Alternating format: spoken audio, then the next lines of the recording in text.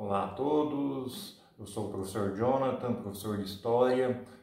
Estou aqui novamente para contribuir nesse momento de isolamento social e quarentena, gravando mais uma introdução a um conteúdo importante da disciplina de História para alunos de terceiro ano do ensino médio.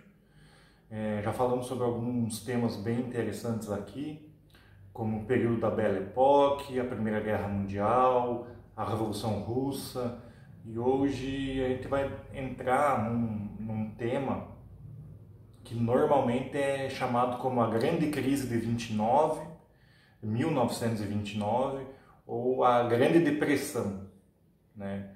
E o que esse tema tem a ver com os temas anteriores, né? Ele está interligado, ele mantém uma relação bem intensa, né? Ele é cheio de aspectos que se articulam, né, a esses momentos anteriores que a gente veio estudando. E quando a gente fala em grande crise ou depressão, né, o que a gente pode sugerir? O que vem à nossa cabeça quando a gente pensa numa crise, né? Crise é um termo que normalmente está associado a uma dificuldade, a um estado de angústia, um problema, né? Um momento conturbado, certo? A gente pode usar um exemplo. Eu estou em crise. Você está passando por algum problema, alguma dificuldade, o teu estado emocional, teu estado financeiro. Você, de algum modo, está passando por alguma dificuldade, algum problema, né? E esse termo ele é muito utilizado pelos historiadores para tratar também de situações de estados e nações, como algumas sociedades estão, né? Então, por isso, esse período de 1929 é chamado de a Grande Crise. E depressão é um termo normalmente médico, né, psicológico, que também é utilizado para pensar a história de um povo, de uma sociedade, de uma nação, quando uma sociedade está passando por um problema bastante acentuado, bastante grave. Ele está num quadro depressivo, ele está mal, né? Ele está com problema, né? E crise, então percebam, crise e depressão são termos associados num estado de dificuldade, num estado onde alguma coisa ou algumas coisas não estão bem ou não vão bem, né? Então são termos muito usados na medicina que ajudam a explicar também a sociedade e alguns momentos históricos, certo? O que acontece na década de 20 para a gente falar que chegaremos a um estado de crise ou depressão? Esse tema tem está diretamente associado com os Estados Unidos. Tá? O grande protagonista dessa história, dessa grande crise, é os Estados Unidos. Esse é o primeiro ponto que a gente tem que pensar. Na década de 20, os Estados Unidos se consolidou como a maior potência da Terra. Por quê? A gente tem que lembrar de alguns capítulos anteriores, né, de alguns conteúdos anteriores, que os Estados Unidos ele foi, digamos, muito bem sucedido na Primeira Guerra Mundial, né? Os Estados Unidos teve, digamos, um protagonismo muito importante na Primeira Guerra Mundial, né? Primeiro, por quê?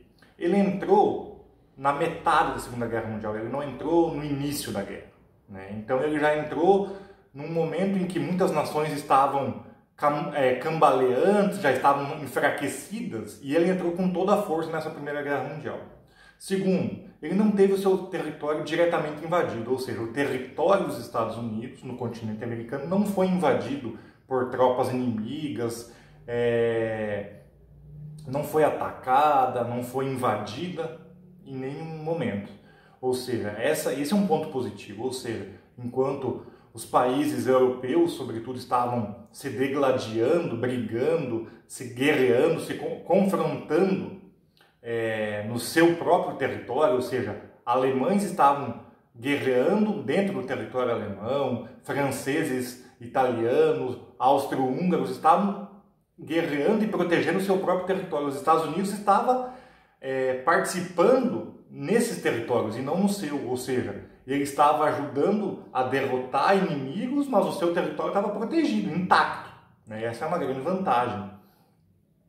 Outra vantagem, os Estados Unidos se consolidou nesse momento da Primeira Guerra Mundial não só como, digamos, um atacante, né? um membro que participou militarmente na guerra.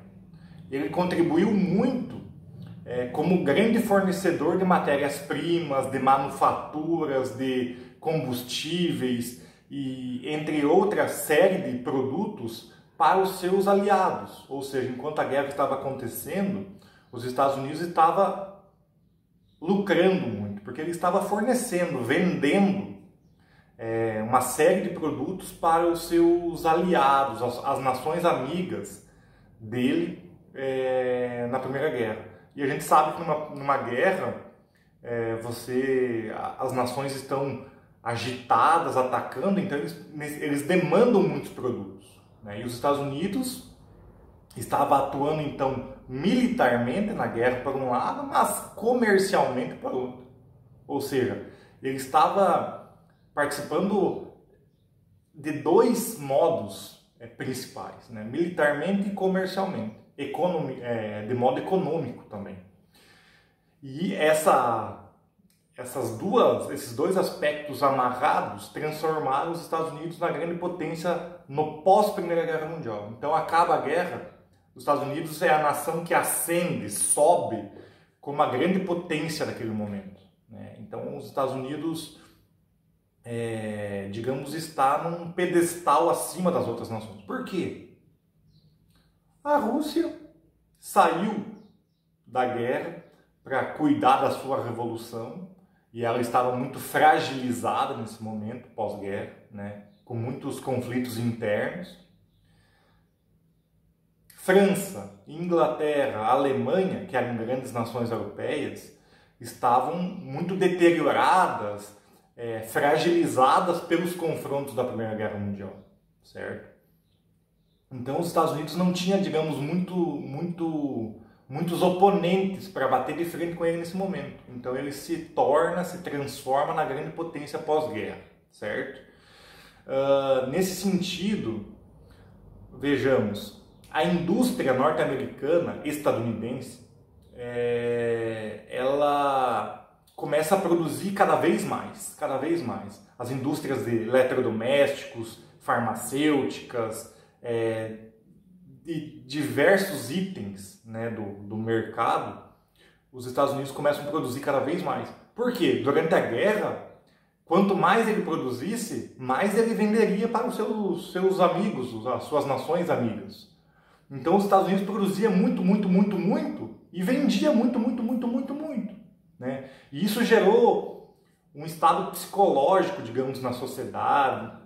A maioria das pessoas sentiu um clima de euforia, de êxtase, de felicidade enorme, porque os Estados Unidos se consolidavam como a principal potência, as pessoas estavam cada vez melhores, digamos, financeiramente nos Estados Unidos. Então os Estados Unidos viviam um clima de euforia, de felicidade geral, ou seja, eles sabiam que todas as pessoas estadunidenses sabiam que eram cidadãos da maior potência do momento.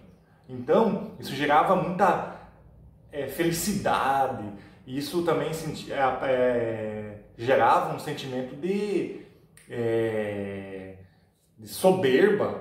Opa, peraí, nós somos os Estados Unidos. Então, hoje, quando a gente associa os Estados Unidos a essa soberba, a essa ganância, a eles se acharem os melhores do mundo, o pós-Primeira Guerra explica muito dessa situação.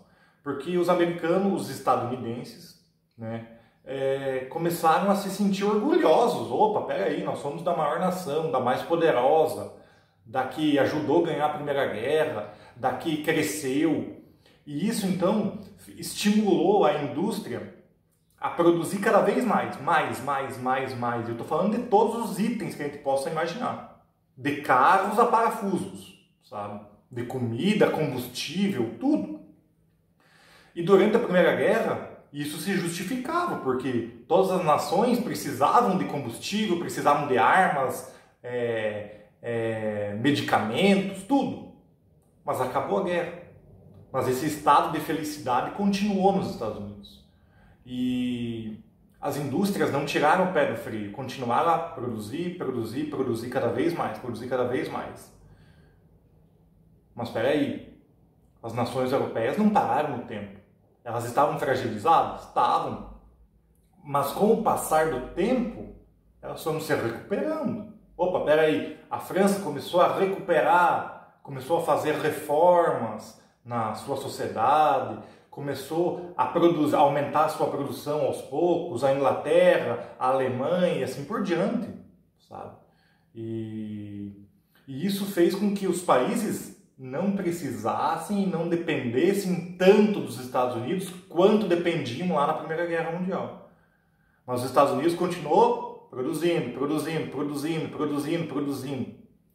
Esse que é o problema. Muitos grupos, e sobretudo as elites estadunidenses, não perceberam que essa produção em ritmo acelerado poderia gerar uma crise. Eles achavam que tinham demanda, ou seja, eles achavam que tinha um mercado consumidor para todos os seus produtos. Mas como os países foram se recuperando no pós-guerra, os países foram ficando independentes dos produtos americanos. Opa, peraí, eu precisava comprar tudo dos Estados Unidos, mas agora aos pouquinhos eu comecei a melhorar. Opa, agora eu já não preciso tudo, preciso só um pouco. O outro país também só um pouquinho, o outro país também só um pouquinho, e assim por diante. Então, isso vai chegar no momento que os Estados Unidos vai sofrer uma crise de superprodução. A crise de 1929, que desencadeia em 1929, é uma crise de superprodução. E quando acontece uma crise de superprodução na economia, é um grande problema. Por quê? Os Estados Unidos, então, não admitia que deveria baixar ou controlar, equilibrar sua produção de todos os itens, em todos os aspectos da indústria, e continuou produzindo. Só que a gente sabe, de modo superficial na economia, que quando você produz muito, o preço tende a acontecer o quê? Baixar. Tem muito produto no mercado, o preço, a oferta, é a lei da oferta e da procura que os economistas, e é muito comum nos estudos sobre capitalismo. O que acontece? A lei da oferta e da procura que os capitalistas sempre defendem. Ou seja, quanto mais produto no mercado, menor o preço. Ou seja, se tinha muito combustível, muita comida, muito eletrodoméstico no mercado, porque os europeus já não estavam comprando tanto, eu estou produzindo muito, e agora tem menos comprador, o preço vai cair, certo? Essa é uma lei básica da economia, certo? Então, quando esses preços caíram, é bom para a indústria? Não, é horrível para a indústria, né? Porque ele vai ganhar menos, vai tirar menos lucro, ele vai ganhar menos, né? Para não perder o produto, porque a indústria abre a possibilidade de ganhar menos para não perder o produto total, porque o produto parado lá vai estragar, então ele tem que vender, por menor o preço que seja. Mas não é bom isso. E a população dos Estados Unidos também diminuiu o seu ritmo de consumo, porque as pessoas vão comprando carro, eletrodomésticos, tudo. Mas chega uma hora que todo mundo tem esses produtos, e não tem muito mais procura quanto havia antes, quando era novidade todos esses produtos, certo? E aí que vai gerar essa crise de superprodução. A crise de 1929, esse problema, essa dificuldade que a gente chamou por crise, é uma crise de superprodução. Os Estados Unidos produziu tanto que não tinha mais para quem vender. E esses produtos vão começar a parar nas prateleiras, nos mercados e em todos os setores da economia, e não vai ter para quem vender. Mas a questão é que a sociedade não percebeu todos esses detalhes. As pessoas, como estavam tão eufóricas e tão felizes por pertencer aos Estados Unidos e por acharem que o seu país estava crescendo, que as indústrias estavam crescendo, começaram a investir muito na Bolsa de Valores de Nova York, que é o principal índice do mercado estadunidense. O que seria uma Bolsa de Valores? É um lugar onde todas as empresas, as grandes empresas estadunidenses nesse momento, elas abrem para pessoas físicas como nós, para pessoas comuns, comprarem um pedacinho dessa sua empresa. Ou seja, eu tenho uma grande empresa, para eu arrecadar mais dinheiro, para continuar crescendo, transformando, aperfeiçoando a minha estrutura, eu abro mão de uma pequena porcentagem para pessoas comuns comprarem, ou seja, me mandarem dinheiro e participarem da minha empresa como sócios. Então, os estadunidenses, pessoas comuns de classe média e classe alta, colocavam muito dinheiro em ações. Ou seja, eu compro uma pequena parcela daquela indústria por meio de ações. O que é ações? É um papel que está dizendo que eu tenho 0,0001% daquela empresa, ou tenho mais, dependendo do dinheiro que você investir. A questão é que as pessoas acreditavam que essas indústrias estavam crescendo cada vez mais. Mas, na verdade, elas atingiram um topo e pararam de crescer, porque elas não tinham mais para quem vender esses produtos. Porque elas produziram muito. Então, acontece que em outubro de 1929, vai acontecer o que a gente chama... Quando essa crise começou a se desenvolver e começou a assustar as pessoas, a Bolsa de Valores de Nova York informou, muitas notícias informaram a Bolsa de Valores que as empresas estavam passando por dificuldades. Então as pessoas começaram a vender as ações, ou seja, eu quero participar daquela empresa, eu compro, mas se eu não quero mais, eu vendo. Por que as pessoas compravam ações de empresas? Porque elas esperavam que as empresas continuassem crescendo.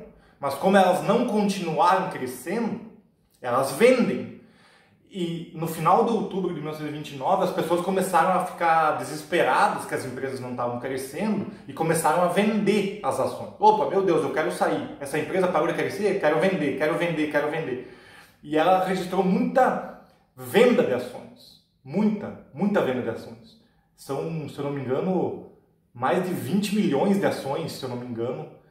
E se eu estiver enganado, eu corrijo na edição do vídeo, que foram negociados nesses dias de venda, as pessoas desesperadas para recuperar o dinheiro que tinham investido nessas ações. Quando as pessoas começaram a retirar esse dinheiro, as empresas começaram a quebrar, a falir, porque elas já estavam mal, já estavam numa perspectiva negativa, porque não estavam mais vendendo para fora, e ainda a retirada fazia com que a empresa perdesse muito valor. A empresa regredisse, muitas vezes falindo. Então, essa foi a grande crise de 1929, uma crise de superprodução, em que as pessoas esperavam que os Estados Unidos continuassem crescendo ao infinito, e isso não aconteceu. E as pessoas que investiam muito dinheiro em ações, ou seja, comprando uma partezinha de uma empresa, começaram a retirar o dinheiro, ou muito dinheiro que as pessoas tinham investido nessas empresas. E o que aconteceu com essa crise de superprodução? Ela afetou os Estados Unidos inteiro, porque empresas do país inteiro vão falir, vão decretar falência, porque produziram muito, não tem para quem vender, e o dinheiro que arrecadava em ações também vai sumir. Ou seja, quando uma empresa não tem perspectiva de crescer, como era o caso dessas empresas americanas que chegaram no topo, o seu valor diminui. Ou seja, se uma empresa valia, digamos, 100 milhões, quando ela vê que ela cresceu o máximo e não tinha mais para quem vender, essa empresa começou a se desvalorizar. E aquele pedacinho da empresa que as pessoas compravam, chamado ação negociada na Bolsa de Valores, a ação também diminuía. As pessoas querem perder dinheiro? Não. Então elas começam a vender desesperadamente as suas ações daquelas empresas. Qual que é o saldo dessa crise? Aproximadamente 85 mil empresas, indústrias estadunidenses vão decretar falência. Mais de 10 milhões de pessoas vão perder os seus empregos. 4.000 bancos. Banco, sabe aonde você vai lá depositar, pagar a conta, pagar os boletos? 4.000 bancos nos Estados Unidos faliram nesse momento. Isso vai gerar uma crise. E a crise vem associada a esse termo psicológico, psiquiátrico, chamado como depressão. Ou seja, aquele otimismo virou para um pessimismo, para um estado de nervosismo, de angústia, sabe? Aquela euforia foi transformada, sabe, numa depressão. Num termo que as pessoas usam muito, que os jovens usam, uma bad. Estou numa bad, estou mal. Eu perdi o emprego, a minha família está desempregada, eu não tenho dinheiro para pagar as contas. Tem um clima de pessimismo por causa dessas 85.000 empresas fechadas, 4.000 bancos. E isso foi a grande crise e a grande depressão. O problema, nossa, vocês podem me perguntar, mas triste, mas o que isso tem a ver com a nossa história? Essa grande depressão foi tão grande que afetou outros países. Por quê? O Brasil, por exemplo, era um grande exportador de matérias-primas para os Estados Unidos. O Brasil vendia, por exemplo, muito café para os Estados Unidos. Mas como os Estados Unidos está em crise, os Estados Unidos não vai comprar tanto café quanto comprava antes. Outros países também não vão conseguir vender o que vendiam antes para os Estados Unidos. Então isso vai gerar uma crise global, porque muitos países vão ser afetados. Os Estados Unidos vai puxar a fila da crise e os outros países que dependem muitas vezes do comércio com os Estados Unidos vão seguir nessa crise também. Então, não esqueçam, essa grande crise de 1929 é uma crise de superprodução, que os Estados Unidos achavam que era uma potência, as pessoas e a sociedade achavam que dominavam o mundo, que nunca iam parar de crescer, e não perceberam o risco que estavam correndo nessa superprodução. Eles continuaram produzindo, e depois isso gerou uma crise, tá? Uma depressão que vai levar alguns anos para os Estados Unidos conseguir se recuperar. No próximo vídeo eu vou explicar como que os Estados Unidos conseguiu superar essa crise. Inclusive, essa superação dos Estados Unidos tem muito a ver, dessa superação de 1929, tem muito a ver com o que muitos países estão fazendo hoje para amenizar e tentar superar a crise do coronavírus, do Covid-19, tá? É uma curiosidade que a gente vai debater no próximo vídeo. Beleza? Até mais. Passem bem.